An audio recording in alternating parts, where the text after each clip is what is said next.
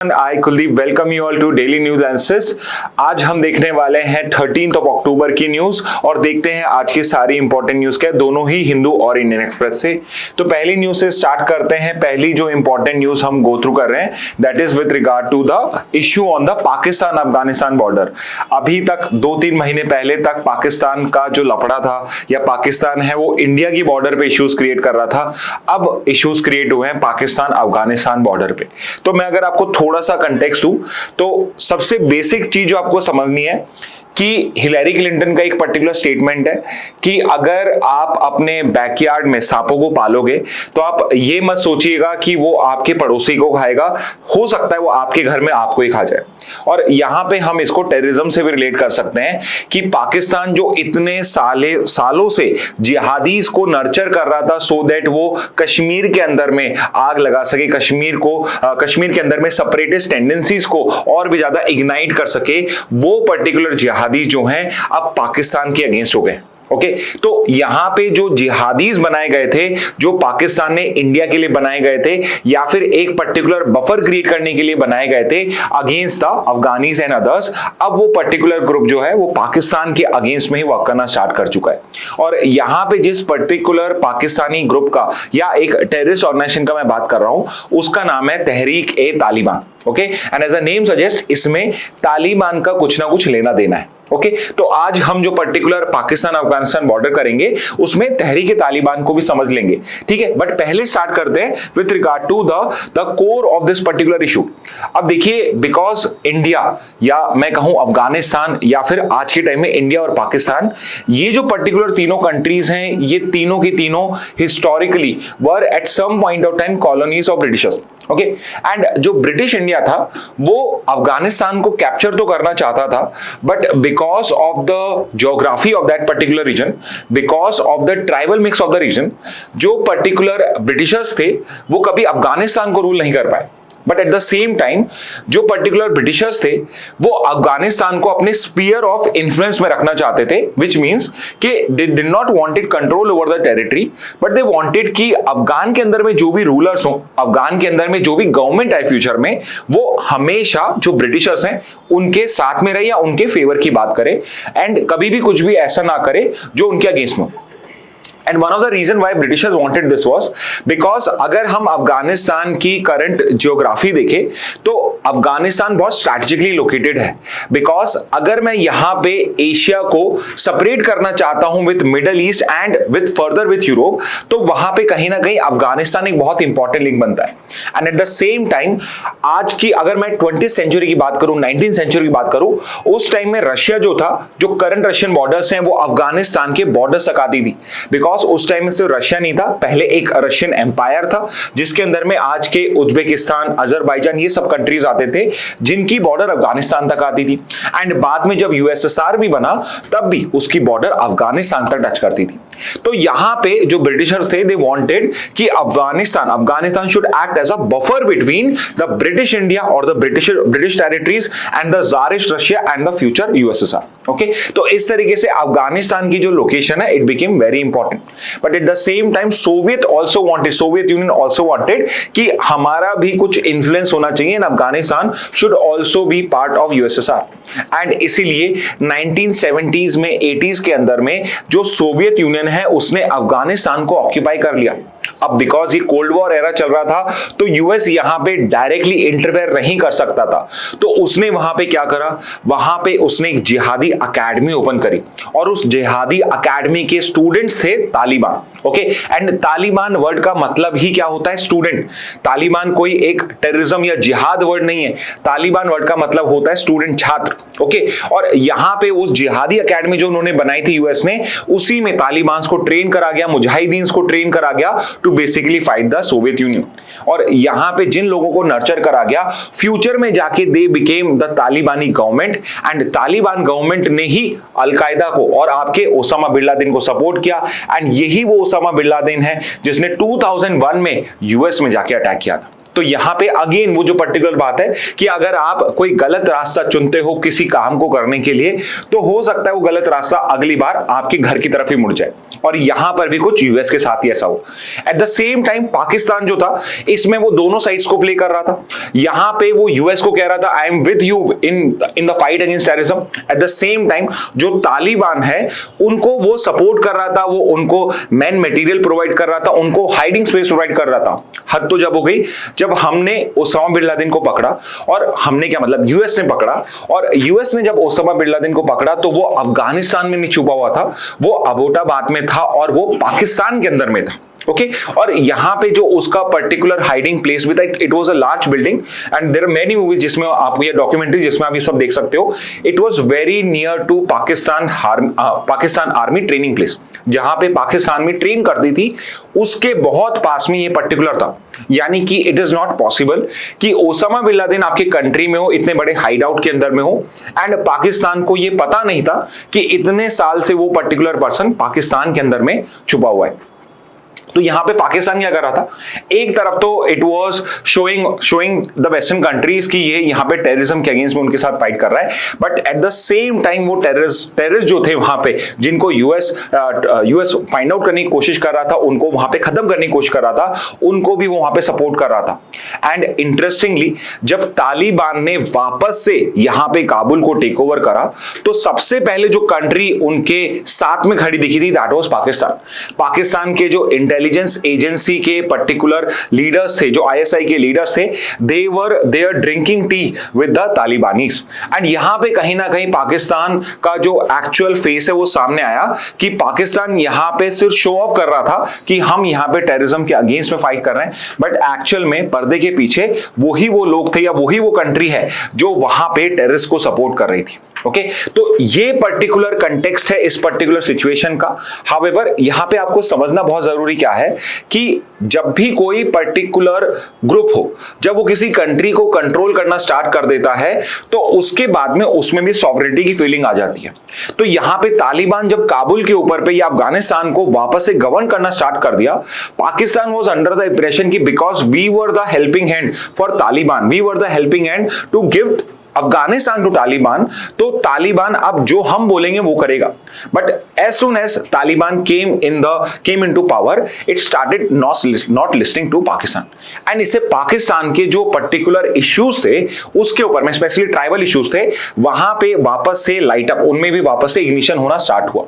And एक बहुत important group, बहुत इंपॉर्टेंट टेररिस्ट ग्रुप तहरीक ए तालिबान, जो अफगान के अंदर में अफगानिस्तान के तालिबान से इंटरकनेक्टेड था, एंड उसका कहीं ना कहीं एम है पाकिस्तान की डेमोक्रेटिकली इलेक्टेड गवर्नमेंट को रिमूव करना एंड एक शरिया लेड गवर्नमेंट को फॉर्म करना, उसने वहां पे वायलेंट एक्ट करना स्टार्ट कर दी। एंड ये पर्टिकुलर जो टीटीपी के एक्ट्स हैं, ये कोई आज से स्टार्ट नहीं हुए हैं।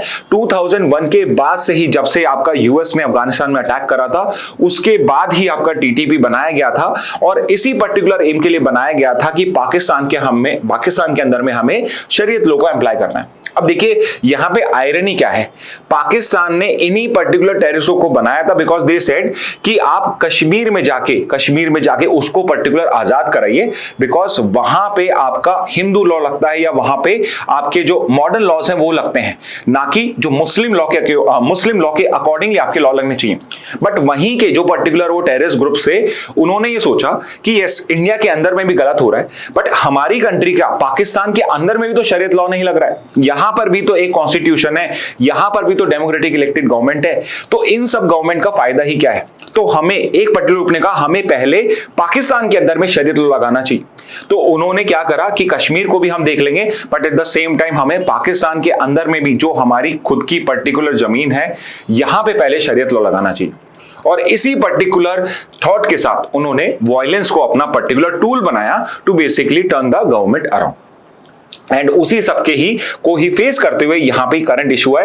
इट इज द रीजन कि पाकिस्तान जो है उसने परसों आपके अफगानिस्तान के अंदर में अटैक करा था, to basically targeting this, stating कि जो तालिबान गवर्नमेंट है वो इन सबको सपोर्ट कर रही है।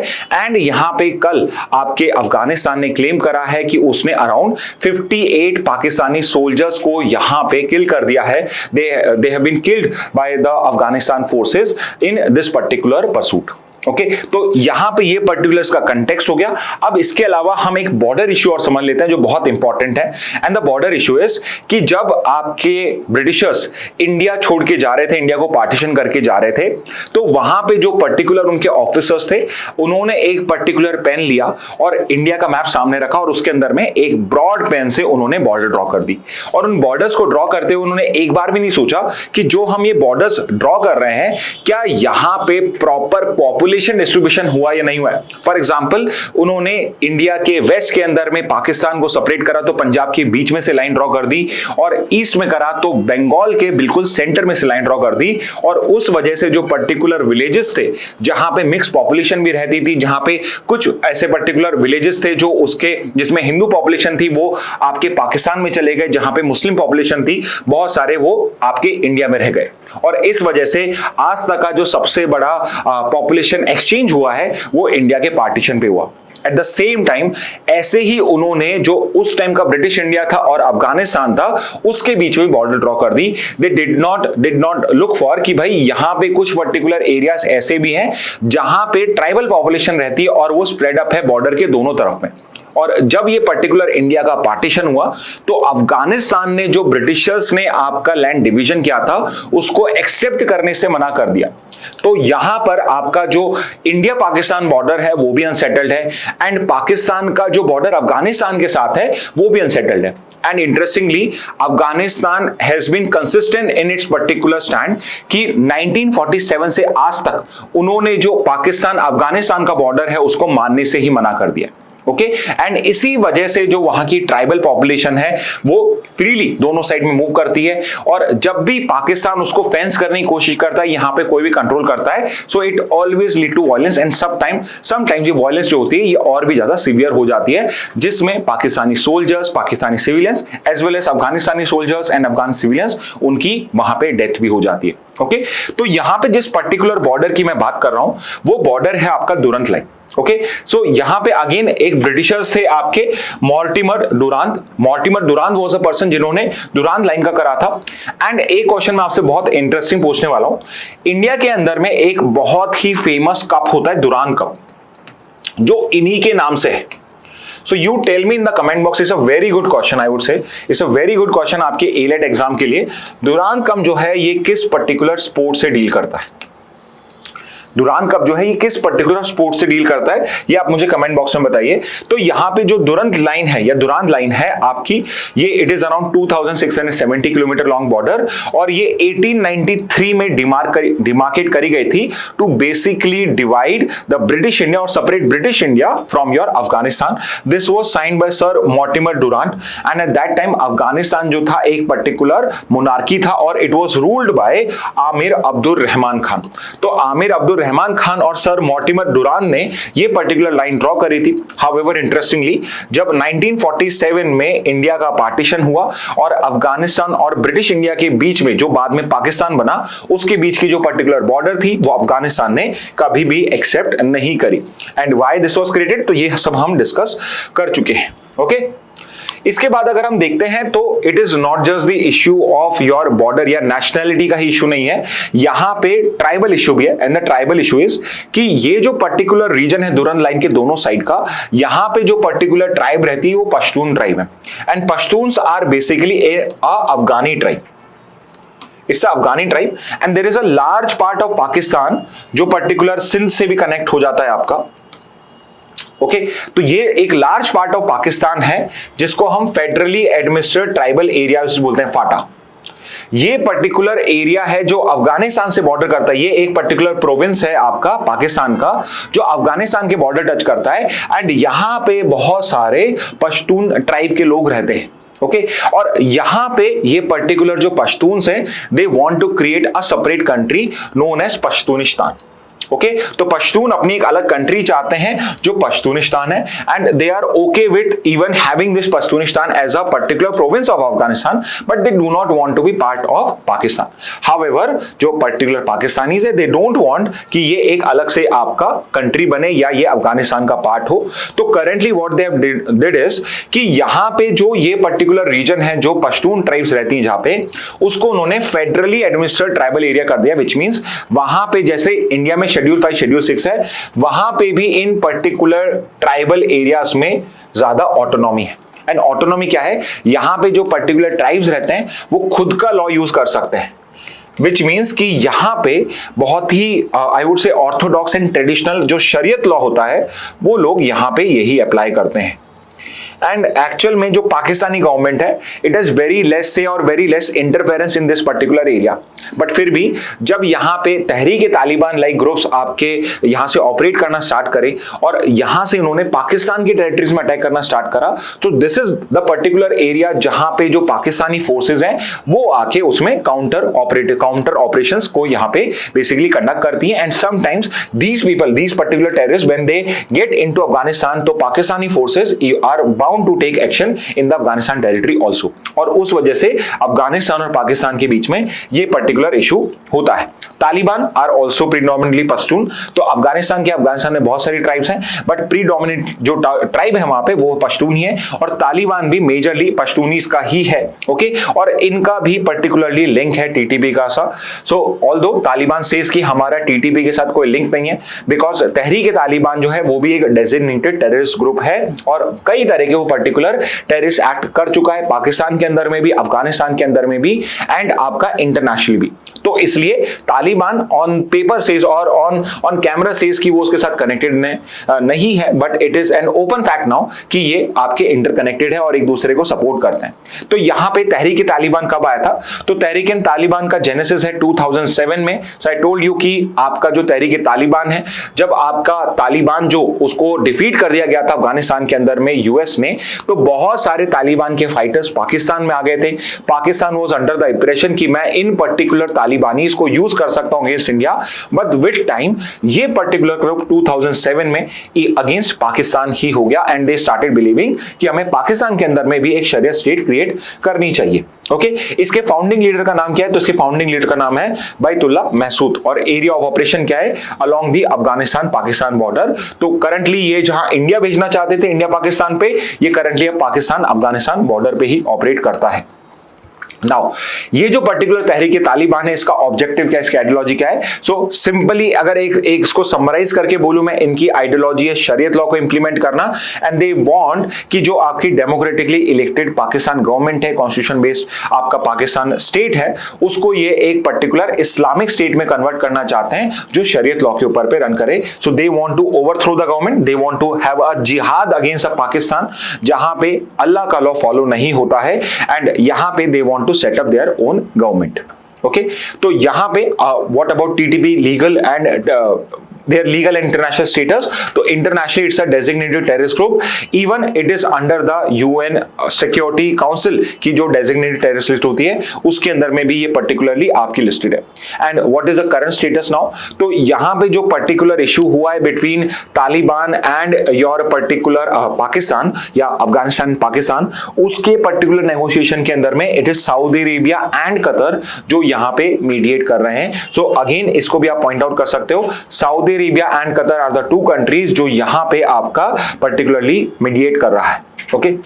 ओके, नेक्स्ट न्यूज पे आ जाते हैं। नेक्स्ट न्यूज जो है आपकी, तो फाइनली जो आपका ट्रम्प का गाजा पीस प्लान है उसको अब इंप्लीमेंट करने के जो स्टेप्स हैं वो स्टार्ट कर दिए गए हैं, एंड यहां पे फर्स्ट स्टेप जो लिया जा रहा है विच is basically the hostage prisoner swap. यहां पे जो करीब 20 ही पर्टिकुलर हॉस्टेज, 250 में से 20 पर्टिकुलर इजरायली हॉस्टेजेस जो हमास के पास में थे वो अभी जिंदा बचे हैं, तो उनको यहाँ पे स्वैप किया जाएगा विद प्रिजनर्स, और उसके एक्सचेंज में आपके 2000 प्रिजनर्स को जो इजराइल के पास में गाजा के, उनको वहां पे वापस से फ्री या रिलीज करा जाएगा। एंड उसके लिए एक पर्टिकुलर पीस सबमिट करी जा रही है शर्म अल शेख इजिप्ट के अंदर में, विच इज बेसिकली को hosted by your Egypt president as well as the US president. तो इजिप्ट के प्रेसिडेंट है अब्दुल फतेह अल सिसी और यूएस के प्रेसिडेंट डोनाल्ड ट्रंप, ये दोनों मिलके आपके गाजा की पीस सबमिट कर रहे हैं शर्म अल शेख इजिप्ट के अंदर में। तो तो कल का हमारा जीके मैराथन का सेशन था, you had a open mock also, I hope you got something out of it. और वहां पे हमने जो गाजा का या आपका या ट्रम्प का जो 20 पॉइंट का कॉम्प्रिहेंसिव प्लान है उसको डिटेल में डिस्कस करा था। तो उसी के एक्सटेंशन में ये पर्टिकुलर न्यूज है। तो कल जो आए थे वो अपने नोट्स में इसको भी ऐड कर लेना कि जो समिट थी गाजा पीस प्लान की वो कहां पे हेल्ड हुई है। तो वो ये शर्म अल शेख आपके इजिप्ट के अंदर में, विच वाज को hosted bye not just by Egypt but also by Egypt and also US. Okay, तो यहां पे करी गई है। इंडिया को भी पर्टिकुलर यहां पे आपका इन्विटेशन आया था, बट नरेंद्र मोदी ने उसको डिनाई कर दिया, stating it was a very late invitation, short notice था, तो he can not commit. But हमारे जो minister of state for external affairs हैं, तो देखिए इंडिया ने भी क्लियरली कहा है कि India is not going to think कि our thought was taken at the last moment, we were not initially consulted for this। तो इसलिए उन्होंने हमारे खुद के एक्सटर्नल अफेयर मिनिस्टर को भी नहीं भेजा है, जो उनके सबऑर्डिनेट है, minister of state for external affairs हैं कीर्ति वर्धन सिंह, उनको यहाँ पे इंडिया के रिप्रेजेंटेटिव के थ्रू के तौर पे आपके समिट में पार्टिसिपेशन के लिए भेजा है। ओके, एक बार ब्रीफ में अगर हम ट्रम्प पीस प्लान को देखें, वैसे तो हमने कल बहुत अच्छे से करा है इसको। तो ट्रम्प पीस प्लान जो है ये एक परमानेंट सीज फायर के लिए है between your Israel and Hamas. US, Egypt and Qatar are the 3 primary mediators जो इसके अंदर में इन्वॉल्व हैं। इसके फेज 1 के अंदर में हमास और पैलेस्टीनियन प्रिजनर्स को स्वैप किया जाएगा, and in the second phase वहां पे एक इंटरनेशनल स्टेबलाइजेशन फोर्स बनाई जाएगी जो फ्यूचर में अपनी गवर्नेंस को वहां पे टेम्पररी गवर्नेंस प्रोवाइड करेगी, एंड उसके बाद में एक प्रॉपर पैलेस्टीनियन अथॉरिटी वहां पे क्रिएट करी जाएगी जो वहां पे पैलेस्टीन को गवर्न करेगी। Okay, so which are the countries which are mediating? US, Egypt, Qatar, Saudi Arabia and Jordan also. Okay, but very importantly which are the 2 group or which are the country in the group which is not participating? तो Iran has declined participation and Hamas was also invited but it has also declined invitation. तो इस particular piece plan के अंदर में, ये summit के अंदर में Hamas is not participating and Iran is also not participating. Okay, next पे आ जाते हैं। नेक्स्ट न्यूज है आपकी, चाइना और Philippines trade blame over boat collision.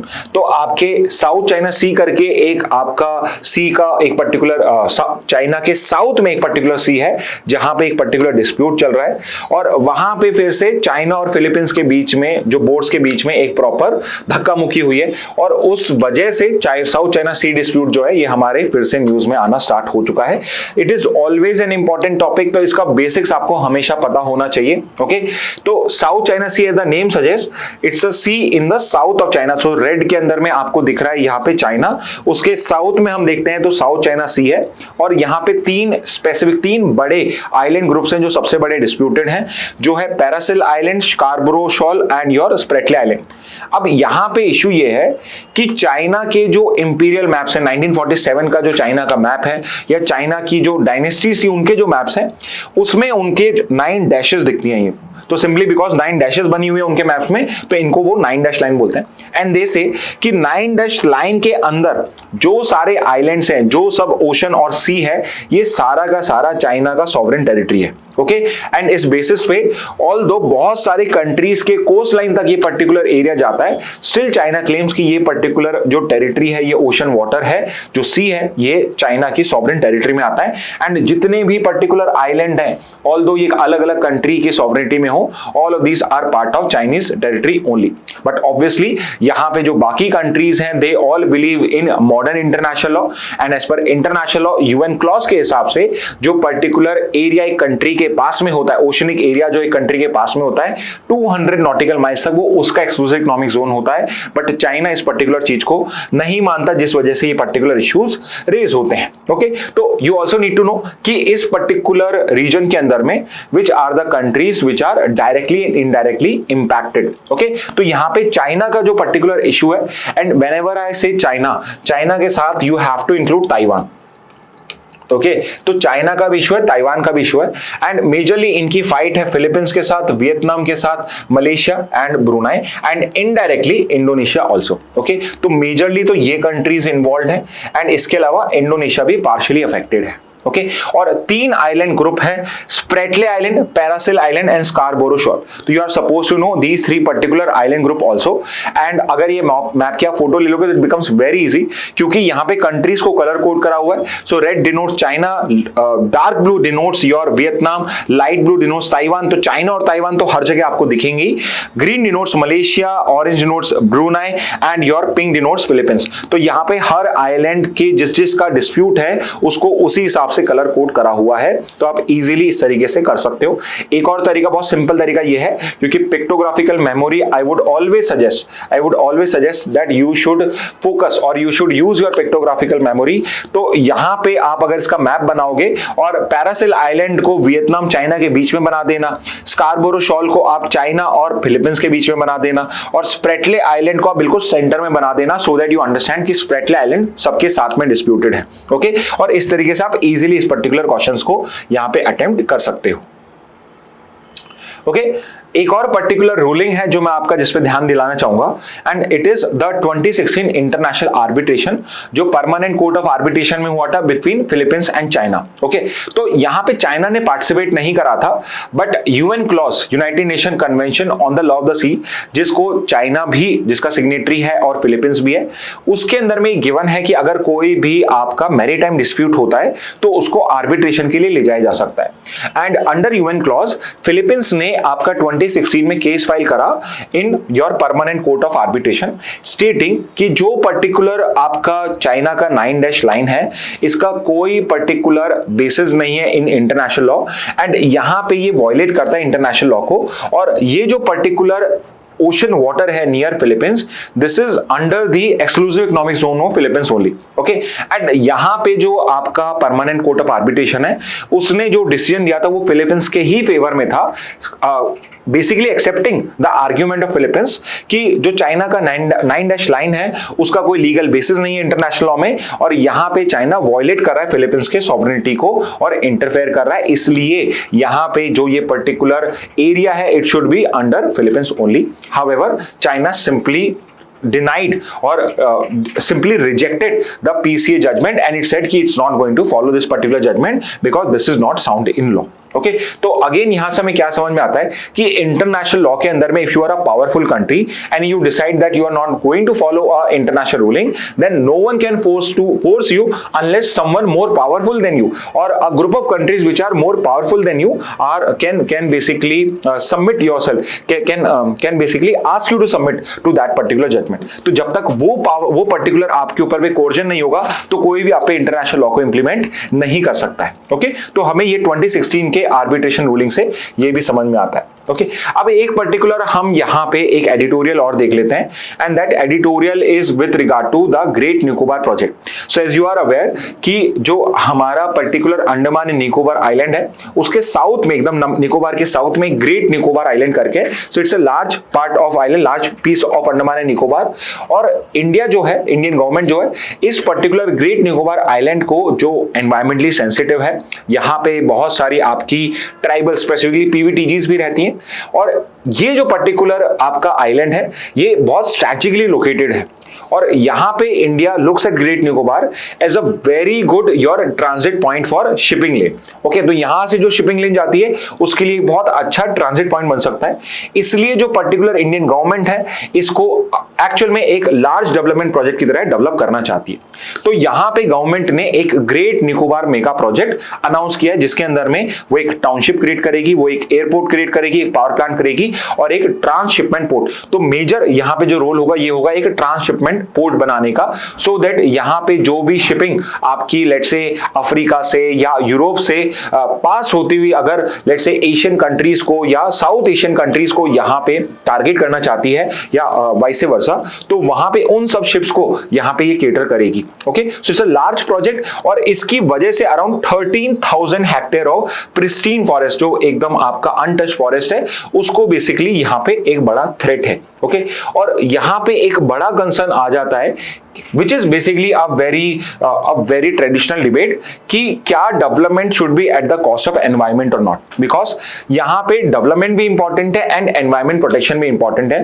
तो कहाँ पे मेरा एनवायरमेंट प्रोटेक्शन या कहाँ पे मेरा डेवलपमेंट एनवायरमेंट प्रोटेक्शन को यहाँ पे बेसिकली हाईजैक कर सकता है, या यहाँ पे डेवलपमेंट ज्यादा इंपॉर्टेंट हो जाता है या एनवायरमेंट यहाँ पे कम इंपॉर्टेंट हो जाता है, इसके बीच में हमारा क्वेश्चन है। ओके तो अगर इस पर्टिकुलर आर्टिकल को आप पढ़ोगे तो इस आर्टिकल के अंदर में जो ऑथर है अनवर सदत, ये एनवायरनमेंट के बहुत अच्छे पर्टिकुलर टीचर हैं और इन्होंने यहाँ पे हमें अंडरस्टैंडिंग दी है कि एनवायरनमेंट का लॉ ओवर टाइम कैसे डेवलप हुआ है, सुप्रीम कोर्ट की क्या रूलिंग है, इंटरनेशनली किस तरीके से एनवायरमेंटल लॉ को इंपॉर्टेंस दी जाती है। ओके तो यहां पे आपके जो पर्टिकुलर ऑथर है he is talking about a particular judgment and the judgment is Orissa mining corporation versus ministry of environment, जिसको हम नियामगिरी हिल्स केस भी कहते हैं। 2013 का केस है and the case is like this कि आपका जो उड़ीसा माइनिंग कॉर्पोरेशन है वो उड़ीसा के अंदर में इस पर्टिकुलर रीजन के अंदर में बॉक्साइट की माइनिंग करना चाहता था। So you tell me in the comment box कि बॉक्साइट जो होता है ये किस पर्टिकुलर मेटल की ओर है, बॉक्साइट से क्या बनता है। ओके तो यहां पे नियामगिरी के अंदर में they wanted to allow bauxite mining, but यहां की जो पर्टिकुलर ट्राइब थी डोंगरिया कोन, जो एक बड़ी ट्राइब है सीरिया की, they oppose this particular bauxite mining. और ये पर्टिकुलर जो प्रोटेस्ट था ये सुप्रीम कोर्ट तक रीच करा एंड सुप्रीम कोर्ट ने यहां पे बोला कि जो ग्राम सभा है उस पर्टिकुलर एरिया की, उसके पास में फुल अथॉरिटी है to whether to allow this particular project और नॉट। तो यहां पे आपकी जो सुप्रीम कोर्ट है उसने ग्राम सभा को यहां पे अल्टीमेट अथॉरिटी प्रोवाइड कर दी कि whether a particular mining project should be allowed in the area or not is the decision of the gram sabha only. And यहां पे कोर्ट ने ऑर्डर क्या करा कि विलेज लेवल रेफरेंडम्स करे जाएंगे, हर विलेज लेवल जो भी विलेजेस हैं उस एरिया के उनमें रेफरेंडम्स कराए जाएंगे and they are going to decide whether this particular thing should be allowed और नॉट। और यहां पे व्हाट दे फाउंड वाज कि सारे के सारे विलेजेस ने इस पर्टिकुलर प्रोजेक्ट को यूनानिमसली रिजेक्ट कर दिया।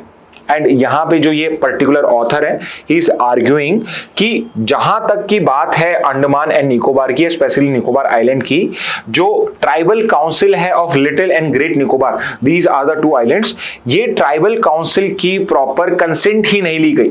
तो जस्ट लाइक यहां पे ग्राम सभा से आपको कंसेंट लेनी चाहिए थी, same particular consent should have been taken by the tribal council of little and great Nicobar and possibly शायद यहां पे this particular author is claiming कि फॉरेस्ट राइट्स एक्ट के अंदर में जो इनके राइट्स हैं उनको भी कहीं भी प्रोटेक्ट करने की कोई कोशिश नहीं करी।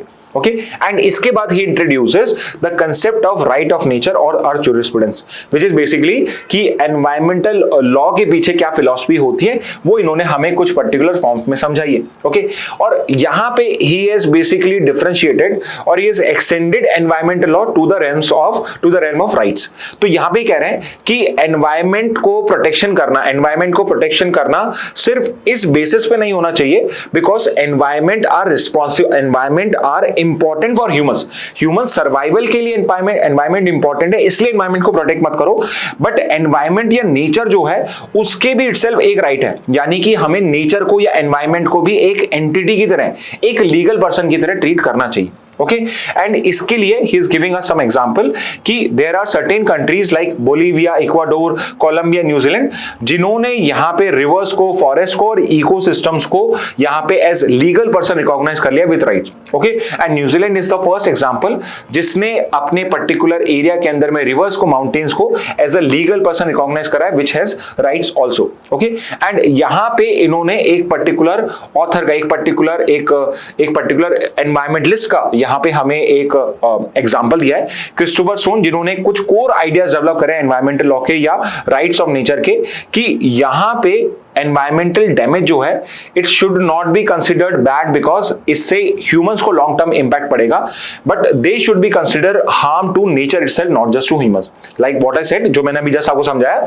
कि एनवायरमेंटल डैमेज जो है वो ह्यूमंस के लिए खराब नहीं है, it should be considered as against nature only. Okay, second is natural entities should also be having legal standing and receive direct legal redress. Okay, इनकी भी एक लीगल स्टैंडिंग होनी चाहिए, लीगल पर्सन इनके पास होना चाहिए और इनको भी ये पर्टिकुलर लीगल redress मिलना चाहिए. ओके, एंड फाइनली इन्होंने 2017 में आपको एक उत्तराखंड हाईकोर्ट का जजमेंट बताया which is Mohammad Salim versus state of Uttarakhand.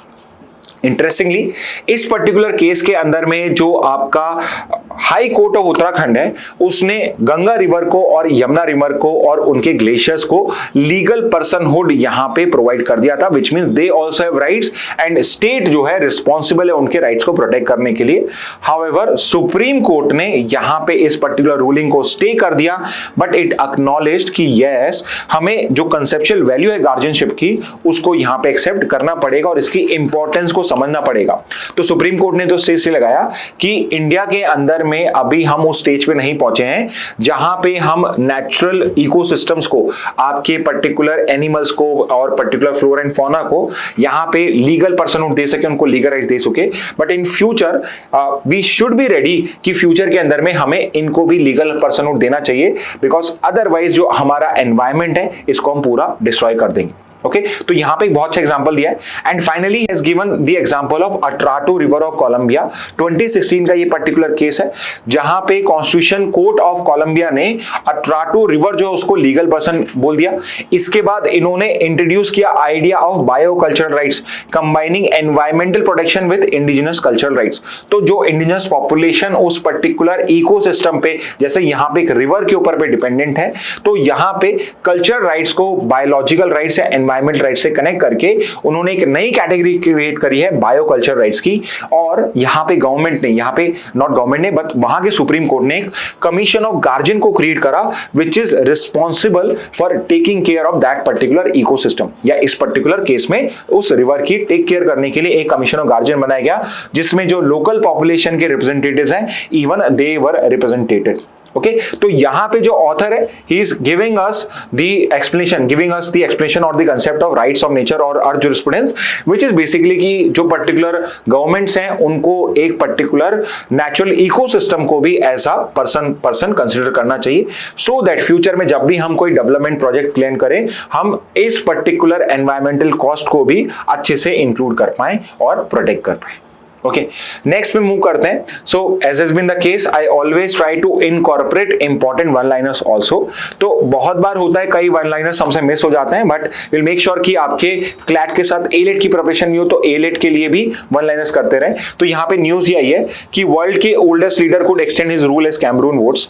तो करंटली जो आज तक सबसे ओल्डेस्ट करंट रूलर है वो कैमरून के अंदर में ही है और he is again fighting next particular election also and there is possibility कि ये फिर से इस पर्टिकुलर चीज में जीत जाए, बिकॉज कहीं ना कहीं जो कैमरून का पॉलिटिकल सिस्टम है वो करप्ट है एंड ये कई साल से मोर देन 28 इयर्स हो चुके हैं इनको पावर में रहते हुए and possibly he is going to extend his term for the next 4-5 years again. Okay, currently this particular person Paul Biya जो अभी करंट कैमरून प्रेसिडेंट है, ही इज 92 इयर्स ओल्ड और ये शायद ओल्डेस्ट, अब पहले से ओल्डेस्ट है तो ये जो इनका रिकॉर्ड है ओल्डेस्ट पर्टिकुलर लीडर का इसको और एक्सटेंड कर सकते हैं. ओके, तो कैमरून क्या है? Cameroon is a country in central Africa.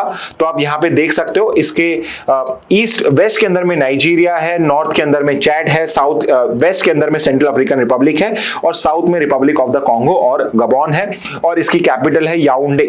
Okay, Yaounde is the capital of Cameroon और इस पर्टिकुलर कंट्री के अंदर में इनके अभी इलेक्शंस होने वाले हैं.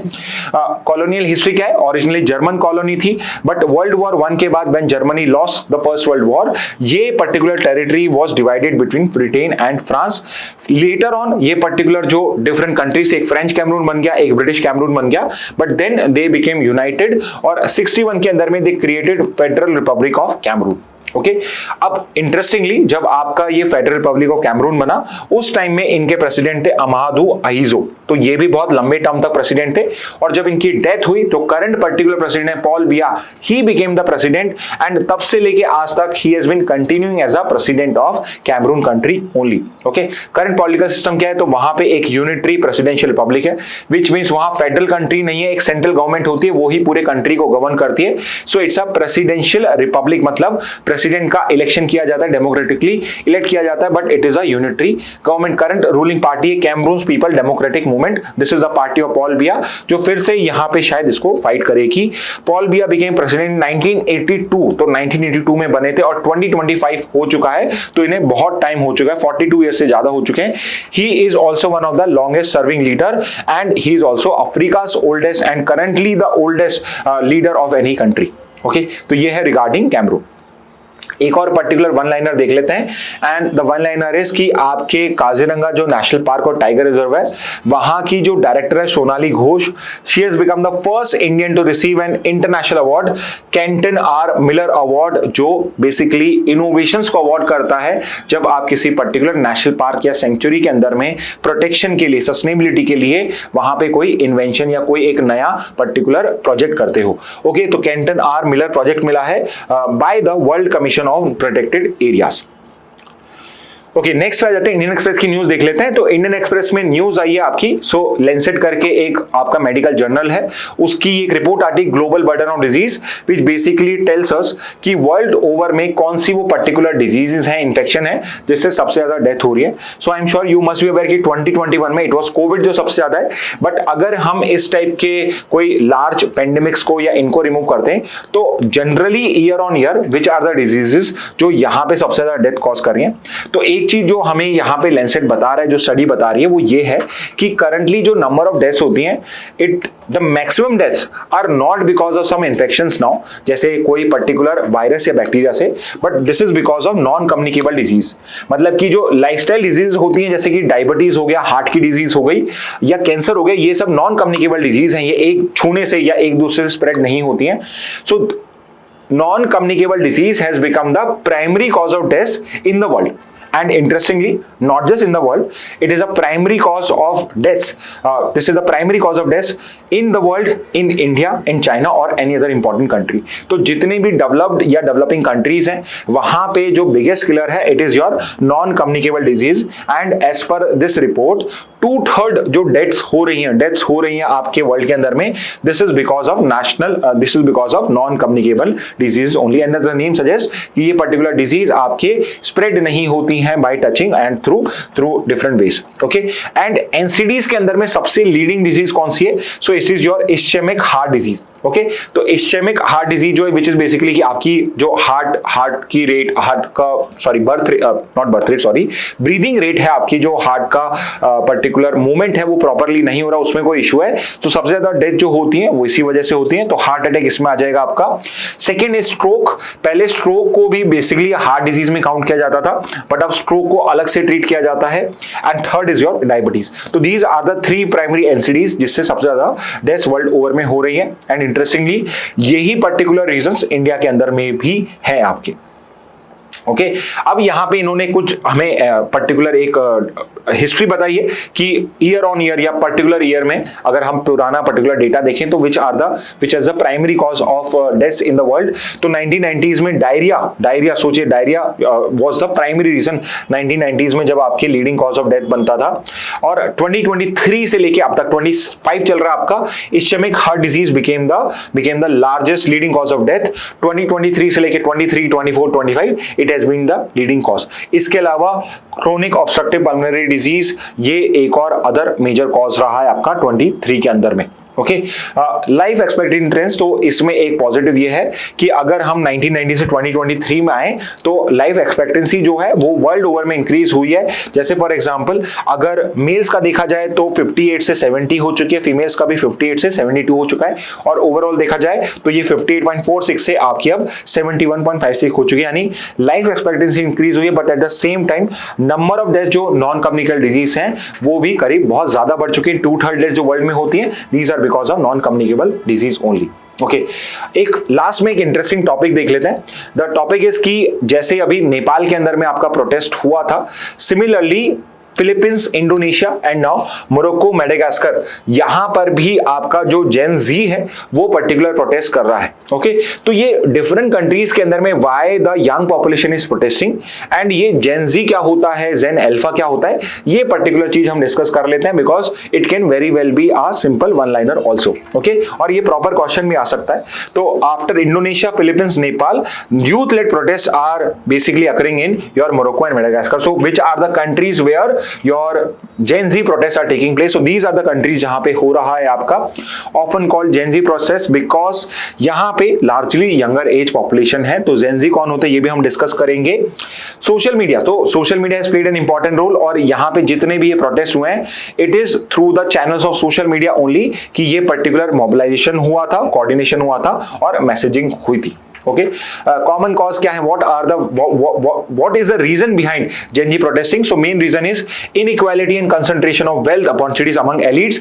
nepotism जो है वो यहाँ पर भी है, तो ये एक बड़ा इशू है। इकोनॉमिक ग्रीवांसेस है, अनएम्प्लॉयमेंट है, लो इनकम है, lack of quality public service है।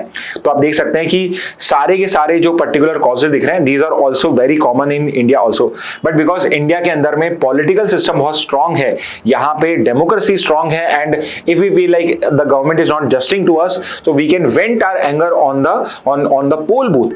इस वजह से आपकी जो पर्टिकुलर यूथ है वो जल्दी से इस तरह से प्रोटेस्ट नहीं करते बिकॉज एंगर को वेंट आउट करने के लिए अलग अलग पर्टिकुलर हमारे पास रूट्स होते हैं और social media has been the enabler जिसने मोबिलाइजेशन को अलाउ करा है। बट अनदर इशू इज कि यहाँ पे कोई सस्टेनेबिलिटी नहीं होता है, कोई लॉन्ग टर्म पर्टिकुलर इसका कोई गोल नहीं होता है, तो ये शॉर्ट लिव भी होता है। तो यानी कि एक सिंपल सा गवर्नमेंट को एक सॉल्यूशन भी है कि अगर समहाउ आपने इन प्रोटेस्ट को शॉर्ट पीरियड के अंदर में अगर कंट्रोल कर लिया तो you can easily control it. Okay, अब यहां पे मैं जो मेन ये न्यूज मैंने कवर इसलिए करी because I wanted to discuss all of this. Okay, तो यहां पे आपके लिए इंपॉर्टेंट क्या है कि जो हम जेन जी बोलते हैं, जेन अल्फा बोलते हैं, जेन बीटा आ रहा है अब आपका, इस टाइप की जो जनरेशंस है इनको किस पर्टिकुलर पीरियड में बॉर्न लोगों को किस जनरेशन के नाम से जाना जाता है and what is the reason behind it. तो सबसे पहले हम देख रहे हैं द ग्रेटर जनरेशन। तो पॉसिबली शायद इन्हीं जनरेशन ने बोला, ये पर्टिकुलर सर्वे करा होगा and then she said कि yes जो पर्सन इसमें बॉर्न हुए थे these are the greater generation, so people born in the year 1901 to 1927 these are considered as a greater generation because they basically experienced the great depression। तो आज तक का world का जो ग्लोबल सबसे बड़ा इकोनॉमिक डिप्रेशन हुआ है, रिसेशन हुआ है, that took place in 1927। तो यहाँ पे ग्रेट डिप्रेशन तक का जो पीरियड है ये पर्टिकुलर लोग जो थे, ये पर्टिकुलर लोग को ग्रेटेस्ट जनरेशन बोला गया है। इनको GI जनरेशन भी बोला जाता है और वर्ल्ड वॉर 2 जनरेशन भी बोला जाता है। Next is your the silent generation. It is the 1928 to 1945. These are the people which were born after the Great Depression, and these were the people which saw the Second World War also, World War II and the Korean War। इसको traditionalist generation और the builder generation भी कहा जाता है because these were the people जो इस era में born हुए थे। सो 1945 के बाद दीज वर द पीपल जिन्होंने वापस से रीबिल्ड करा है आपके वर्ल्ड को। Next is your baby boomers 1946 से 64। तो वर्ल्ड वॉर 2 के बाद में जो पर्टिकुलर बच्चे पैदा हुए थे उनको बेबी बूमर्स कहा जाता है because this was a period of economic prosperity and social change. तो because this was a period जब कोई भी ऐसे बड़े वॉर्स नहीं हुए थे specifically in the developed world, तो उस टाइम में जो पर्टिकुलर लोग थे, बच्चे बहुत हुए थे उस पर्टिकुलर टाइम में because of world war 2 also. उसके बाद में बच्चे हुए बहुत सारे और इसलिए इस पर्टिकुलर जनरेशन को बेबी बूमर्स भी कहा जाता है एंड जनरेशन जोन्स भी कहता है। Then you have your Gen X। Gen X is the population या are the people who were born in the year 1965 to 1980। इनको MTV जनरेशन और बेबी बस्टर्स भी कहा जाता है। Then you have your millennials जो जनरेशन Y है। I am also a millennial। 81 से 96 में born are millennials। तो first generation to come of age in the new millennium because 2000 में दिस वाज द जनरेशन जो सबसे पहले आई थी, इसलिए इनको मिलेनियल्स या जनरेशन Y भी कहा जाता है और इको बूमर्स भी कहा जाता है। Next is your generation Z, Gen Z। वो कौन सी है? 97 से 2012 born. You all of you are possibly Gen Z only. तो आप सब ट्रू डिजिटल नेटिव्स हो growing with smartphones and social media. So possibly you must not have seen a watchman. ठीक है, तो ये सब आपने देखे ही नहीं होंगे ये सारी चीजें। इनको जूमर्स और आई जनरेशन, आई फॉर एप्पल, वहां से भी आता है। देन दो नेक्स्ट जो है जो 2013 से 24 में बॉर्न हुई है, they are called as generation alpha. So this is the first generation born in the 21st century. Many other children of millennials are shaped by the COVID-19 pandemic. And the ubiquity of AI and smart devices. और alpha के बाद में अब beta, और beta के बाद में शायद गामा आएगा। तो जनरल बीटा कौन से हो जाएंगे? जो 25 से 39 में अब जो बॉर्न होंगे उन लोगों को हम बोलेंगे जेन बीटा। तो these are the successor to generation alpha, और अभी इनको और कोई निकनेम नहीं दिया गया। So this is the last generation beta. Last तो नहीं है, बट करंटली नॉमेनक्लेचर के अंदर में लास्ट अभी आपकी जो है वो जनरेशन बीटा ही है। ओके, तो स्टूडेंट्स ये थी आज की particular news from both newspapers. तो आई वुड सजेस्ट यू कि जो भी टॉपिक्स आपको अच्छे लगे उनके आप प्लीज नोट्स बनाइए और इनको रेगुलर रिवाइज करिए, सो दैट आपके लास्ट मोमेंट के ऊपर पे कोई पर्टिकुलर जीके का रिवाइजन करने का प्रेशर ना हो। With this message lesson today session, thank you and have a very nice day.